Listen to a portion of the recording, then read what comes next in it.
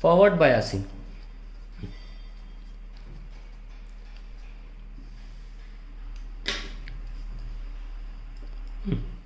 When the P section of a PN junction diode is connected to higher potential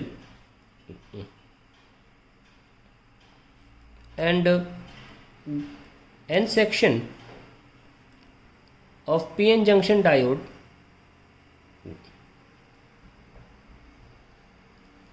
is connected to lower potential, the diode is said to be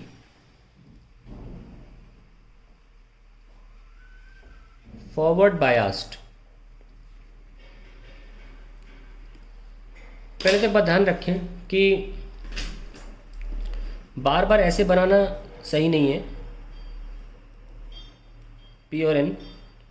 अब हम इस notation को follow करेंगे. Okay, ये triangle को P बोलते हैं और डंडी को N.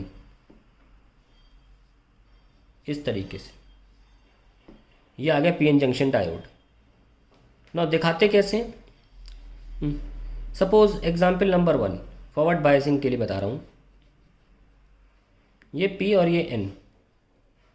सपोज ये कनेक्टेड टू -10 वोल्ट है और ये कनेक्टेड टू अर्थ है. तो हायर पोटेंशियल क्या हुआ, ये क्योंकि 0 वोल्ट पर है और ये नेगेटिव पे लो पोटेंशियल हुआ. इसे बोलते हैं फॉरवर्ड बायस. अगर मैं एक और एग्जांपल लूँ, सपोज ये हो गया -5 वोल्ट और ये हो गया -10 वोल्ट. तो ये भी क्या हुआ, फॉरवर्ड बायस्ड. मैं जानबूझ के एग्जांपल्स लिया हूँ क्योंकि बच्चों को लगता है P पॉजिटिव से कनेक्टेड हो और N नेगेटिव से, तभी होगा फॉरवर्ड बायस्ड. ऐसा नहीं है. हायर और लोअर बोलना चाहिए हमेशा. अब आप अपने वाला सिंपल एग्जांपल भी ले सकते हैं. सपोज ये आपका बैटरी मान लो ऐसे. अब ये प्रॉपर आपको लगेगा दिखने में क्योंकि ये प्लस है और ये माइनस है. ये भी फॉरवर्ड बायस का अच्छा एग्जांपल है. अब होता क्या फॉरवर्ड बायसिंग में, देख लेते हैं. जो हमारा PN जंक्शन डायोड था, अब उसको हम फॉरवर्ड बायस करने जा रहे हैं.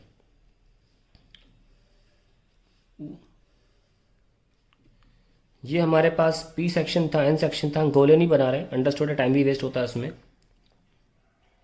E इंटरनल है जिसकी वजह से फर्दर डिफ्यूजन आप चाहें तो सिर्फ होल्स बना लीजिए सिंबॉलिक दिखाने के लिए. और यहाँ पे इलेक्ट्रॉन बना लिए, चाहे तो E मार्क कर सकते हैं, जगह है. अब तो ये इंटरनल इलेक्ट्रिक फील्ड जो थी जाने से रोकती है. लेकिन अब जब हम इसको एक पोटेंशियल डिफरेंस से लगाते हैं such that P section connect to higher potential, N section connect to lower potential, तो ये प्लस जो है ये इन होल्स को इधर की तरफ पुश करता है और ये माइनस या यूँ कहिए ये प्लस इन इलेक्ट्रॉन्स को अपनी तरफ बुलाता है. तो डिफ्यूजन स्टार्ट हो जाता है. डिफ्यूजन स्टार्ट होने की वजह से अब रेजिस्टेंस जो इस इंटरनल इलेक्ट्रिक फील्ड की वजह से थी वो कम हो जाती है. तो डिप्लीशन रीजन जो है, जो एक तरह का रेजिस्टेंस को दिखाती है, लिख सकते हैं यहाँ पे resistance of junction is directly proportional to thickness of depletion region. Board exam में क्वेश्चन पूछा जाता है ये थिकनेस ऑफ डिप्लीशन रीजन. तो ऑब्वियसली अगर बाहर से आप ऐसी पोटेंशियल लगाएंगे कि इसको फेवर करे इनके डिफ्यूजन को और इनके कॉम्बिनेशन को, तो डिप्लीशन रीजन अब पतली हो जाएगी. तो ये क्वेश्चन भी बोर्ड एग्जाम में पूछा जाता है कि क्या होता है डिप्लीशन रीजन के साथ अगर आप फॉरवर्ड बायसिंग करते हैं. तो डिप्लीशन रीजन की थिकनेस कम हो जाती है, ये बोलना होता है आपको. प्लस और ये माइनस. तो ये P सेक्शन, ये N सेक्शन और डिफ्यूजन हो रहा है. और यहाँ पर जो अब इलेक्ट्रिक फील्ड है ये तो इंटरनल थी और बड़ी वाली फील्ड जो थी वो एक्सटर्नल थी.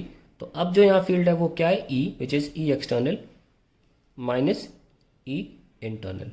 तो ये फॉरवर्ड बायसिंग में होता है और हम इसको ग्राफ में भी बनाएंगे. लेकिन पहले प्रोसेस, छोटी सी प्रोसेस है, लिख लेते हैं. In forward bias external potential difference जो हमने अप्लाई की थी, एक्सटर्नल पोटेंशियल डिफरेंस हाँ, decreases the electric field of the depletion region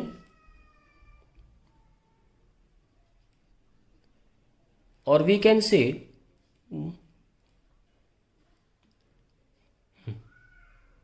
forces the electron and holes to overcome the barrier potential. Come the barrier potential. ठीक है. Now इसका हम graph बनाते हैं, इसकी प्लॉटिंग की जाएगी अलग अलग वो वोल्टेजेस पे, लेट अस सी, और उनको हम बोलते हैं current voltage and characteristics, IV characteristics बोला जाता है. Let's do it on the next page.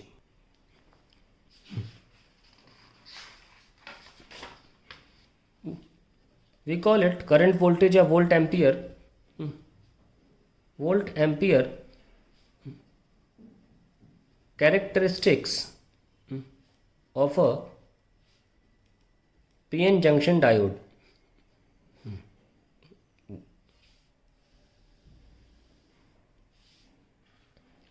कैसे कनेक्ट करना देखिए, ये आपका PN जंक्शन है, P एंड N. क्योंकि ग्राफ बनाना है तो एमीटर लगाना ज़रूरी है, क्योंकि ग्राफ बनाना है तो वोल्ट मीटर लगाना भी ज़रूरी है. अब एक ही वोल्टेज से तो काम चलेगा नहीं, तो रियोस्टैट लेना ज़रूरी है. अलग अलग वोल्टेज चाहिए ना, तभी तो अलग अलग आंसर आएंगे. इसलिए रियोस्टैट ले, तो रटना नहीं है, डायग्राम सिंपल है और ऐसे बना दिया. और ध्यान रखना, ये P तो ये पॉजिटिव, ये N तो ये नेगेटिव. ये आपका सर्किट डायग्राम बन गया किसका, फॉरवर्ड बायसिंग का. और बिल्कुल जो हमने आपको अभी वैसे करके दिखाया था डिफ्यूजन प्रोसेस, उसको ग्राफ में कैसे दिखाना है देखिए.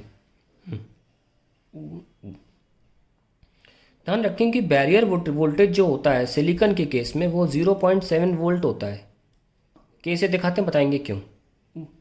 तो जब तक आप 0.7 तक नहीं पहुंच जाते, इस रियोस्टाट की मदद से आप 0 वोल्टेज से स्टार्ट कर सकते हैं, और 0 के बाद 0.1, 0.2, 0.3, जब तक आप बैरियर तक नहीं पहुंचते करंट ऑलमोस्ट नेग्लिजिबल ही होता है. मतलब डिटेक्टेबल करंट भी मान के चलो नहीं होता.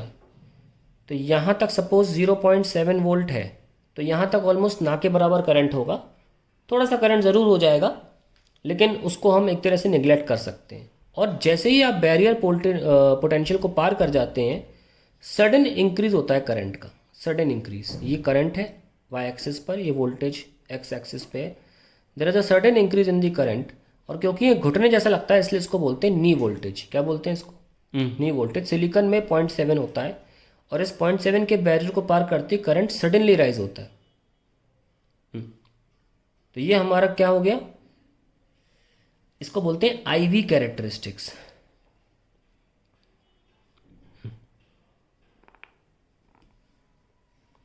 अब ये ऑब्वियसली नॉन ओमिक है, दिख ही रहा होगा, स्ट्रेट लाइन नहीं है, तो नॉन ओमिक हुआ. इसलिए आपको करंट वाले यूनिट में नॉन ओमिक में डायोड्स लिखवाया जाता है, नॉन ओमिक मटेरियल्स. इतना सही है, ज़्यादा कुछ है नहीं इसमें. तो अब हम बात करते हैं क्या बोलते हैं रिवर्स बायसिंग की इन द नेक्स्ट वीडियो.